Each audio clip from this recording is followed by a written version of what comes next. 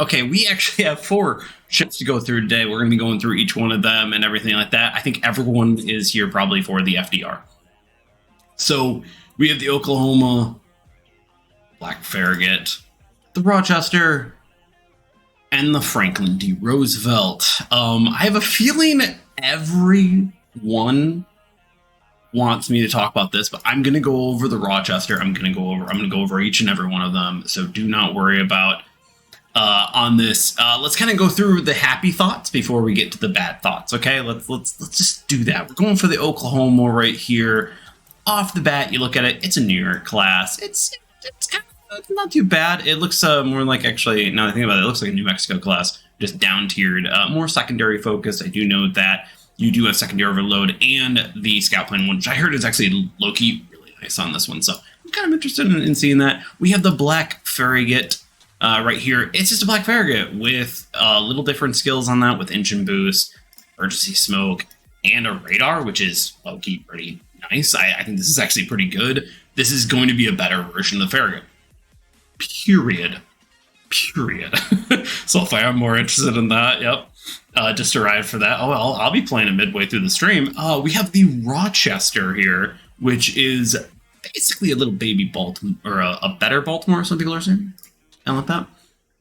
As you can see here, these are the 2 camos, everything like that. The other camos, like, they don't really matter too much on other ships here. But as we go through all this, it is just a U.S. cruiser with smoke and sonar and DFA, and it has decent stats overall. The Rochester, I think, is just going to be a good time. It's simple. It's nothing crazy, and I'm okay with premiums that way. Just, hey, a little slightly different.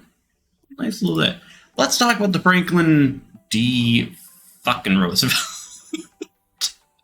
Oh, boy. Okay, so everyone saw the stats, and everyone has seen now the little video there, but to say it is not problematic is wrong. This is a problem at tier 10. This is. If we go through the stats on everything here, it's different camos, does have kind of nice, the historical, I'd say, is generally better, but if you're wanting more Saipan style, because this is, I think someone said it was a Saipan, it was a Sai Maltagata or something like that, like something where it's a combination between 3 different ships. It's ridiculous. It's ridiculous. We do have three ships to kill on that one. No skills at all, because this thing is just all raw power. The one thing that balances this ship is its pure and utter massive rearm time. That is the only thing that helps prevent it to being overpowered, in my opinion. So, how do I say this? This ship is not overpowered, and I want people to understand that. What I want them to understand is, in my opinion, this ship is toxic to the meta. And there's differences. Overpowered, it's a complete, just stupid, easy ship, just gone. You're done. Like, it prints damage for you. But if you can't hit your torpedo bombers on this thing, and or you fly your planes over enough anti-air ships, then it's relatively going to be ineffective.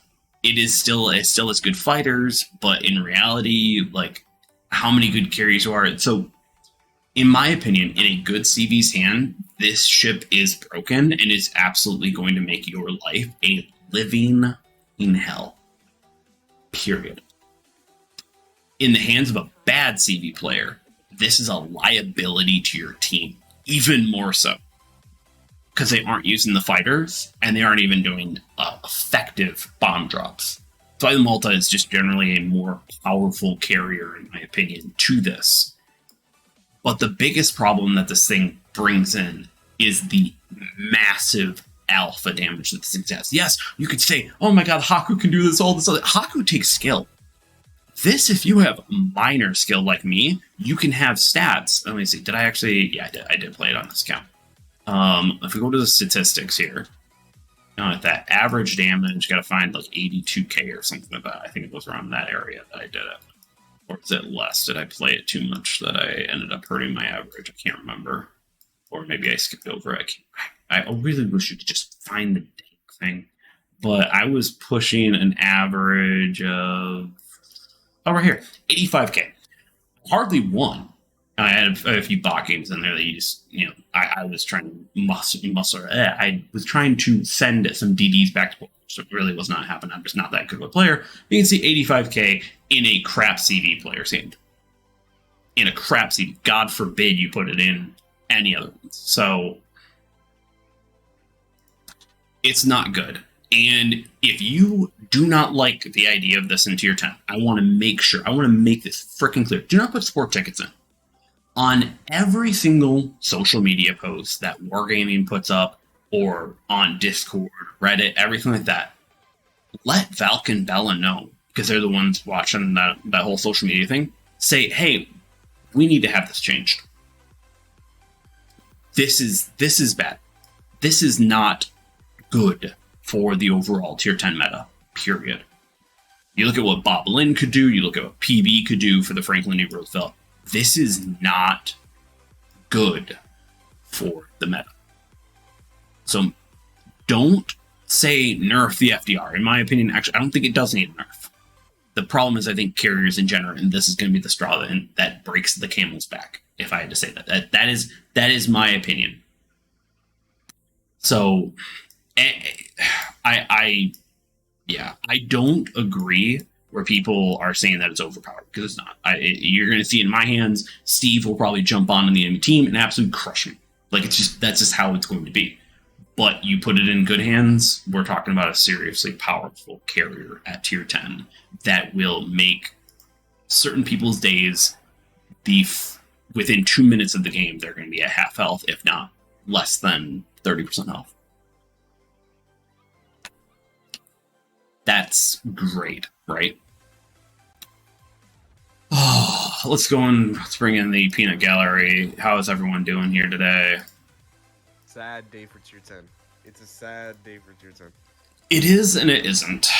So, yeah, Doughboy, absolutely right. CVs are always the problem. And I think we need, in my opinion, with this being added in my opinion, this is the time for us to say, you know what? No, fix CVs.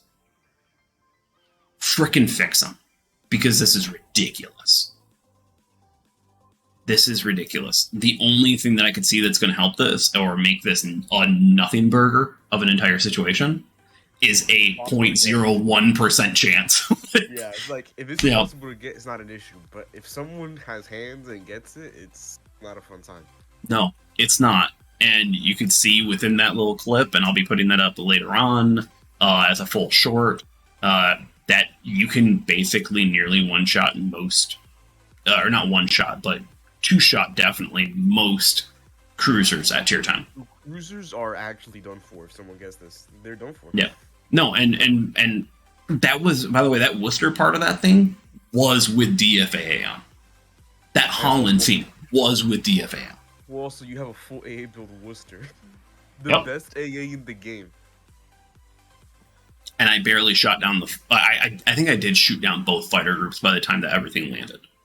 So, but that's if you fighter bait too, which of course, according to super testers and everyone that I talked to, is they were like, why would you sacrifice your fighters? I'm like, well, you might be in a situation that you already killed the damn carrier, so why do I need them?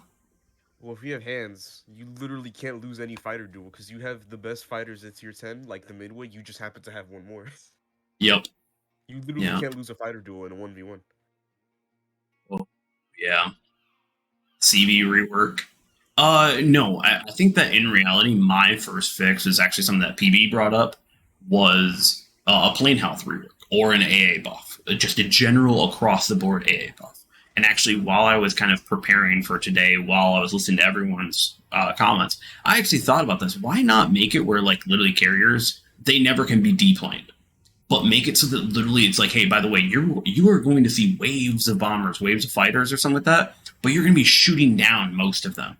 So it's like, hey, they might be able to drop occasionally, they might not, who knows, but overall you're still shooting it down because we have a tool that we can't do anything to add skill to make, per se, besides dodging, of course, besides maneuvering, there is no tool for us or mechanism we can do to shoot down planes ourselves.